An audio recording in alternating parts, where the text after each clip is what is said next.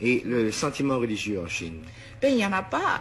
J'explique toujours aux gens qui parlent avec beaucoup d'émotion, indignés d'ailleurs, que la religion en Chine est pourchassée, persécutée. Je leur dis laquelle? Alors ils me disent le christianisme. Je dis mais le christianisme, c'est pas une religion chinoise. Le christianisme, le Christ, Jésus-Christ, cet homme si magnifique, si doux, si bon, a été envoyé en Chine dans une caisse d'opium. C'est comme ça qu'il nous est arrivé, avec le fusil d'un côté et l'opium de l'autre. Comment voulez-vous qu'on l'aime? Comment voulez-vous qu'on comprenne le christianisme?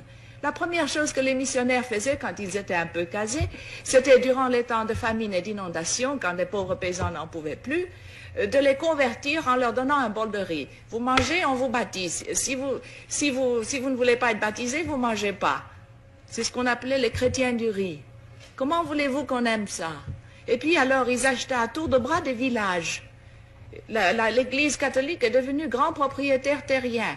C'est à elle qu'appartenaient à Shanghai tous les districts de prostituées.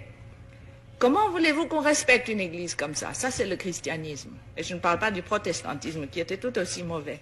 Le bouddhisme aussi a été importé. La Chine elle-même n'a jamais pu évoquer, n'a jamais vraiment créé une religion. C'est vraiment extraordinaire. Elle a eu le moralisme avec Confucius. Elle a eu le taoïsme, qui est une chose très vague. Mais ce sont deux philosophies qui font du comportement moral humain la fin en elle-même. Il n'y a pas un ciel, il n'y a pas un paradis, il n'y a pas au-delà de la vie une vie meilleure. Ça s'arrête avec la mort. Il n'y a pas d'enfer non plus. Il n'y a pas d'enfer non plus. Il n'y a donc jamais eu de religion traditionnelle théiste en Chine? Non, pas vraiment organisé. Il y a eu un peu d'animisme et puis il y a le bouddhisme qui est venu de l'Inde, qui a subi quelques modifications. Mais la Chine elle-même n'a jamais évolué une religion. Mais elle a évolué des moralités, le confucianisme, le taoïsme, etc.